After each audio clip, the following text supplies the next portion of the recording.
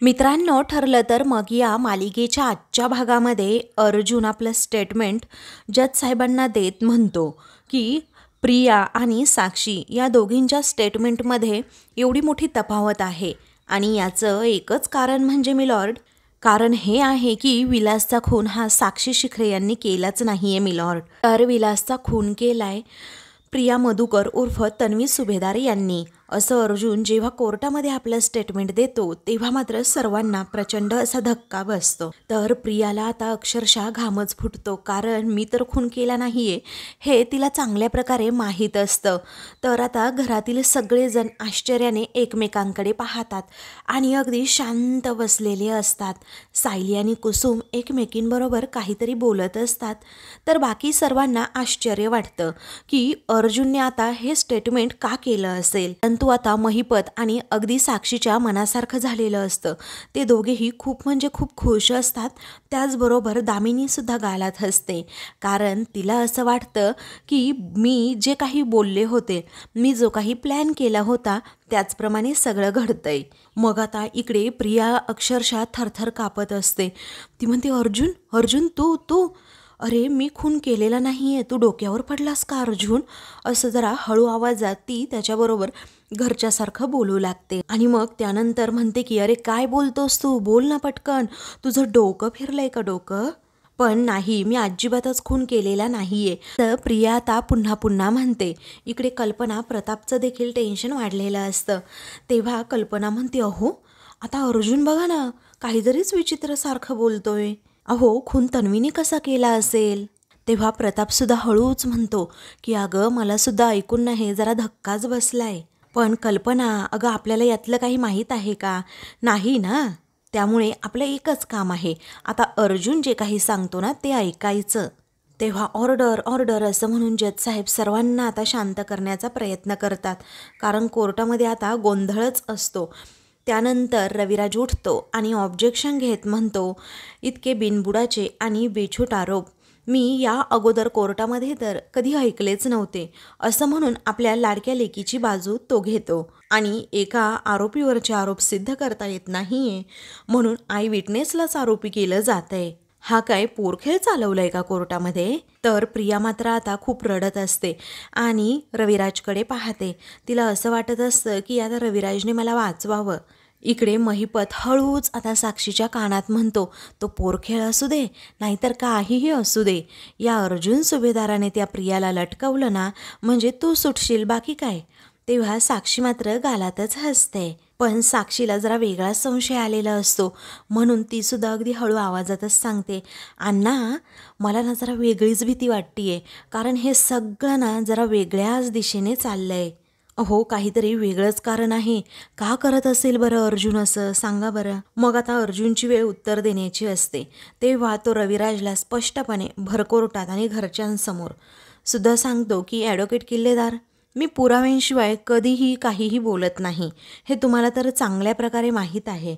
असं म्हणून तो जज साहेबांना सांगतो, खुनाच्या रात्रीबद्दल आजपर्यंत कोर्टामध्ये जे काही बोललं गेलं आहे ते सगळं काही खोटं म्हणजे खोटंच होतं आणि खुनाच्या रात्री नक्की काय घडलं हे सादर करण्यासाठी मला कोर्टाची परमिशन हवी आहे आणि जे काही मला सांगायचं आहे ते बहुतेक शब्दांनी सांगता येणार नाहीये. सो मी त्याच्यासाठी मी आणि माझे असिस्टंट मिस्टर चैतन्य गडकरी तुम्हाला सगळं काही अनेक्ट करून दाखवणार आहे, त्यामुळे तुमची परमिशन हवी आहे, असं अर्जुन आता परमिशन मागत म्हणतो. आता रविराजचाही नाईलाज होतो. आता तो म्हणतो, अर्जुनच्या डोक्यात हे काय आहे भलतं सलतं?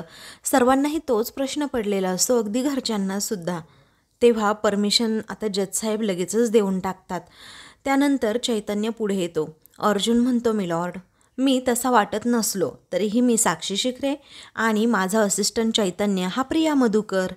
तेव्हा अर्जुन म्हणतो की साक्षी प्रियाच्या मागोमाग आतमध्ये आली. त्यानंतर तेव्हा चैतन्य आता प्रियाची ॲक्टिंग करून दाखवतो, साक्षी अगं तू इथे आश्रमामध्ये काय करतीये? तेव्हा अर्जुन म्हणजेच ती साक्षी ती म्हणते, काय करतीये म्हणजे मी तुला फीचे पैसे दिले होते, तुझ्याकडेच ठेवणार आहेस का? मला पुन्हा रिटर्न कधी करणार आहे?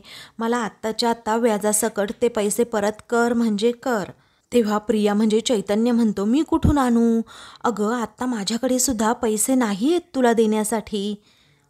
आश्रमामध्ये कुणी असतं तर मी मागितले असते, पण आत्ता कुणीच नाही आहे इथे. मी कुठून देऊ बरं तुझे पैसे? असं जेव्हा प्रिया म्हणते तेव्हा साक्षी म्हणजेच अर्जुन म्हणतो, तसंही आश्रमात आत्ता कोणीच नाही आहे, कारण मीच त्यांना बाहेर पाठवलंय ना आणि सिनेमाची तिकीटंसुद्धा मीच काढली आहेत. तेव्हा प्रिया म्हणते, हो का? एवढं वाटत होतं तर मग नव्हती काढायचीस ना तू सिनेमाची तिकीटं? तेव्हा आता असं प्रिया म्हणत असते, पण चैतन्य तिच्या तोंडून बोलत असतो. अर्जुन म्हणतो, नाही नाही चैतन्य, अरे प्रियाला ती तिकीटं फुकट मिळाली होती आणि फुकट मिळालेल्या गोष्टीला प्रिया कधीच असं म्हणणार नाही, द्यायची नको होती ना. आता अशी साक्षी आणि प्रियाची ॲक्टिंग जबरदस्त हे दोघेही करत असतात. ते पाहून सायली मात्र गालातच हसते. तर प्रियाला अगदी कसं तरी होत असतं, कारण आता सर्व प्रकरण आपल्यावर शेकतंय हे तिला चांगल्याच प्रकारे माहीत असतं. तेव्हा दामिनी आता ऑब्जेक्शन घेते. एक्झॅक्टली हे नक्की काय चाललंय? अहो हे कोर्ट आहे, कोर्ट, नाटकाचं थिएटर नाही आहे इथे. आणि या दोन मोठ्या वकिलांचा हा अभिनय आम्ही का बघायचा आहे? असं थेट प्रश्न ती जजसाहेबांना करते. तेव्हा ऑब्जेक्शन सस्टेंड असं जजसाहेब म्हणतात. तेव्हा दामिनी थँक्यू ओ सुभेदार, ऐकलं का? असं म्हणून खाली बसते. अर्जुनने आता कोर्टामध्ये सगळ्यांचंच एंटरटेनमेंट केलेलं असतं. त्यानंतर जजसाहेब म्हणतात, ऐका ॲडव्होकेट अर्जुन सुभेदार, प्लीज मुद्द्यावर या. मग चैतन्य आपल्या जागेवर जाऊन बसतो. तेव्हा अर्जुन सांगतो, माझा मुद्दा तोच आहे मिलॉर्ड, जे ॲडव्होकेट किल्लेदार आणि देशमुख हे दोघेही दाखवून देत आहेत की त्यांना हे जे मी केलं ना ते पोरकट आणि हास्यास्पद वाटतंय.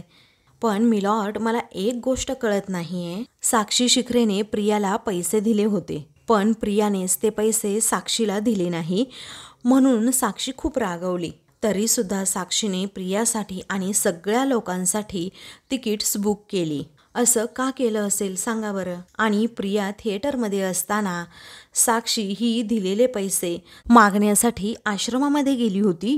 आणि पहा ना मिलॉर्ड, त्याच वेळेला योगायोगाने अगदी प्रियाच्या पोटातही दुखतं आणि ती पुन्हा कुठे जाते तर आश्रमामध्येच. पण इथे ना एक पॉईंट मिसिंग आहे, कारण प्रियाच्या स्टेटमेंटमध्ये प्रिया म्हणाली आहे की प्रिया आणि विलास हे दोघेही एकत्रच आश्रमामध्ये आले होते. पण तुम्ही पहा ना, साक्षीच्या या स्टेटमेंटमध्ये साधा विलासचा उल्लेखसुद्धा नाही आहे. मग आता सगळेजण या गोष्टीवर विचार करू लागतात, अगदी जजसाहेबसुद्धा, कारण अर्जुनचं म्हणणं पटण्यासारखं असतं. त्यानंतर अर्जुन म्हणतो, ॲडव्होकेट देशमुख हे पहा, या कोर्टामध्ये नाटक नक्कीच सुरू आहे, पण ते नाटक मी आणि चैतन्य करत नाही आहोत. हे नाटक ना प्रिया मधुकर आणि साक्षी शिखरे या दोघीही करतायत, एवढं लक्षात ठेवा. त्या रात्री जे काही घडलं होतं अगदी सुरुवातीपासून ते सर्व प्लॅनिंग या दोघींनी मिळूनच केलं होतं. तेव्हा प्रिया आणि साक्षी या दोघीही खूप घाबरतात. तर रविराजकडे बोलण्यासारखं आता काहीही नसतं. कोर्टामध्ये पुन्हा एकदा कुजबूज सुरू होते की खरंच साक्षीने आणि प्रियाने हे केलं असेल. सगळेजण आता मोठ्या मोठ्याने आपापसात जेव्हा बोलू लागतात तेव्हा मात्र दामिनीचं डोकं जाता फिरतं. तर आता घरातील सगळेजण नुसते एकमेकांकडे पाहत असतात, कुणी तर कुणाबरोबर काही बोलत सुद्धा नसतं. तेव्हा जज साहेब आता थोडा यांचा ड्रामा झाल्यानंतर ऑर्डर ऑर्डर असं म्हणतात आणि सगळ्यांना शांत करतात. त्यानंतर जज साहेब ॲडव्होकेट अर्जुन सुभेदार प्लीज कंटिन्यू असं म्हणतात आणि कामकाजाला सुरुवात करायला सांगतात. पुन्हा एकदा अर्जुन प्रियाजवळ जाऊन उभा राहतो. तर वैतागलेली आणि घाबरलेली प्रिया म्हणते, मी खून केलेला नाही आहे, खुनाचा खोटा आळ मी उगीचच स्वतःवर घेणार सुद्धा नाही आहे, आणि असं विलासचा खून करून मला तरी काय मिळणार होतं? तेव्हा अर्जुन म्हणतो, पैसा मिळणार होता. आणि कसं आहे ना, तुम्ही तर अगदी पूर्वीपासूनच पैशांच्या लोभी आहात. अहो मी बरेच किस्से ऐकले आहेत तुमचे, कारण आश्रमामध्ये असताना तुम्ही बऱ्याच वेळा चोरीसुद्धा केली आहे ना. अहो अक्षरशः तुम्ही देवासमोरून पैसे उचलले, तर कधी काकू किंवा कुसुमताईच्या बॅगेमधून सुद्धा पैसे चोरले आहेत. तेव्हा आता अस्मिता मात्र सायलीकडे पाहते आणि एकदम गप्प बसते. इकडे आता नागराज म्हणतो, ए दादा, अरे अर्जुनला थांबव जरा, अरे हा खुनाचा आळ तर तिच्यावर केलेला खोटाच आहे, पण या चोरीचा आळसुद्धा तो घेतोय आपल्या प्रियावर. तेव्हा रविराजला माहीत असतं कुठे काय कसं बोलायचं, त्यामुळे नागराजला तो म्हणतो, हे बघ, आश्रमातले कुसुम आणि त्याचबरोबर मधुभाऊ इथेच आहेत, त्यामुळे त्यांना खरं काय खोटं माहीत आहे. आपण मध्ये बोललो तर अर्जुन त्यांनासुद्धा साक्ष द्यायला लावेल, मग आपण काय करायचं? त्यामुळे शांत राहिलेलं बरं. त्यानंतर अर्जुन प्रियाला म्हणतो, तुमच्या लोभी स्वभावाचं उत्तम उदाहरण सांगू तुम्हाला. जेव्हा आश्रम विकत घेण्यासाठी महिपत शिखरे आणि साक्षी शिखरे हे तिथे आले होते, तेव्हा सगळ्यांनी अक्षरशः नकार दिला होता. फक्त तुम्ही आणि तुम्हीच मधुभाऊंना म्हणाला होतात की आपण आश्रम विकूयात आणि तुम्हीच फक्त आश्रम विकण्याची तयारी दाखवली. तेव्हा सगळेजण धक्क्याने प्रियाकडे पाहतात. मग अर्जुन विचारतो, बरोबर बोलतोय ना मी? तेव्हा प्रियाला तो भूतकाळ आठवतो की कशा प्रकारे ॲडव्हान्स म्हणून अगदी 10 लाख रुपयांची पेटी जेव्हा साक्षी महिपतने दिली होती, तेव्हा मी मधुभाऊंना कशा प्रकारे कन्व्हिन्स करत होते, परंतु मधुभाऊंनी अजिबातच माझं ऐकलं नव्हतं. तेव्हा इकडे साक्षी हे सगळं ऐकून मात्र गालातच हसते, तर दामिनी सुद्धा. कल्पना मात्र डोक्यालाच हात लावते. तेव्हा अर्जुन विचारतो, मधुकर पाटील, तुम्हाला काही बोलायचंय का या विषयावर? तेव्हा मधुभाऊ म्हणतात, हो, मला काहीतरी बोलायचंय. जज साहेब आता विटनेस बॉक्समध्ये यायला सांगतात.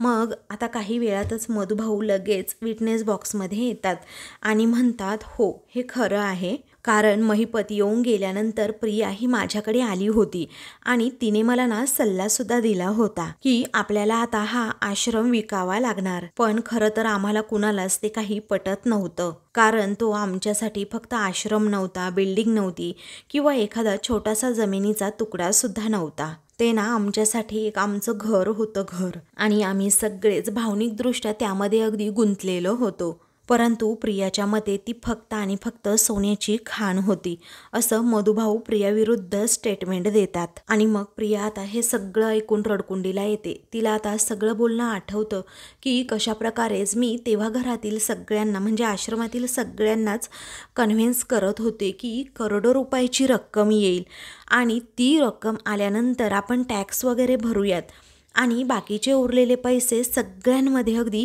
समान वाटून घेऊ, म्हणजे आपल्या मनासारखं हवं ते करायला आपण मोकळेच. आता प्रिया ही डोक्याला हात लावते आणि खूप रडत असते, कारण तिचं एक एक खोटं उघड पडत असतं.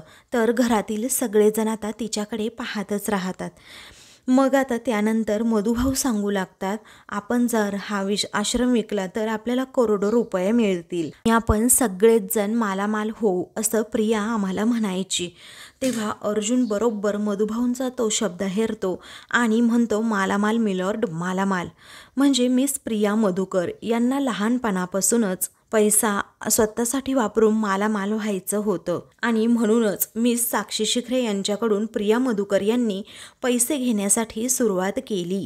पण मिलॉर्ड, हे पैसे कुणाच्याही फीसाठी नव्हतेच. हे पैसे मिस साक्षी शिखरे यांना आश्रमाची जमीन मिळावी म्हणून प्रिया मधुकर यांची धडपड सुरू होती. तर इकडे साक्षी आणि महिपत मात्र एकमेकांकडे पाहून गालात हसतात. दामिनी पण गालात हसते आणि तिचा खूप मोठा भ्रम होतो, गैरसमज होतो आणि ती मनातच म्हणते, अरे बापरे, मी जे करायचं ठरवलं होतं ते तर अर्जुनच करतोय. आता खुनाचा सगळा काही दोष जो आहे तो प्रियावर वळवतोय, म्हणजे आपोआपच आता साक्षी सुटेल या भ्रमामध्ये दामिनी असते आणि पुन्हा एकदा हसते, एकदम रिलॅक्स राहते. इकडे पूर्णाजींना जरा टेन्शनच आलेलं असतं. त्या म्हणतात, कल्पना, प्रिया घरामध्ये कशीही वागत असेल, तिच्यावर असे खुनाचे आणि चोरीचे आरोप केलेले मला नाही सहन होत. तेव्हा का असं करतोय तो, कळतच नाही, असं अर्जुनबद्दल पूर्णाजी म्हणतात. तेव्हा कल्पना म्हणते, हो बघा ना आई तुम्हीच, मलाही कळत नाही नक्की काय चाललंय अर्जुनचं. मग त्यानंतर अर्जुन म्हणतो, मिलॉर्ड, आणि अशा लोभी प्रियाला विलासने मधुभाऊंना तिजोरीत ठेवण्यासाठीची मोठी रक्कम सुद्धा दिली होती. मग हिच्या तोंडाला पाणी सुटलं. आधीच साक्षी ही प्रियाकडे पैसे मागत होती आणि हिला पैसे देणं कसंच शक्य नव्हतं आणि मधुभाऊ सुद्धा आश्रम विकत नव्हते. सो अशा परिस्थितीमध्ये खूप पैसे मिळवण्याची संधी ही तिच्या समोर होती आणि त्यामध्ये हेच कारण ठरलं की तिने विलासचा खूनच केला. हे ऐकल्यानंतर आता सर्वांना जबरदस्त असा धक्का बसतो. तर महिपत, साक्षी मात्र हसत असतात. त्यानंतर आपल्या लेकीवर असे बेछूट आरोप अर्जुन पुन्हा करतोय, ते सुद्धा पुराव्यांशिवाय हे काही रविराजला सहन होत नसतं आणि मग तो म्हणतो, ऑब्जेक्शन युअर ऑनर. मग आता असा खुनाचा आरोप करण्या अगोदर अर्जुन सुभेदारांनी हे सांगावं की त्याच्याकडे नक्की काय काय पुरावे आहेत. त्यावरती अर्जुन हसतो आणि म्हणतो की ॲडव्होकेट किल्लेदार, अहो मी तर तिथेच येतोय. अहो तुम्ही जरा धीर धरा, जरा बसा, शांतपणे बसा. तेव्हा जज साहेब ऑब्जेक्शन ओव्हररूल असं म्हणतात. नाईलाजाने रविराजला खाली बसावं लागतं.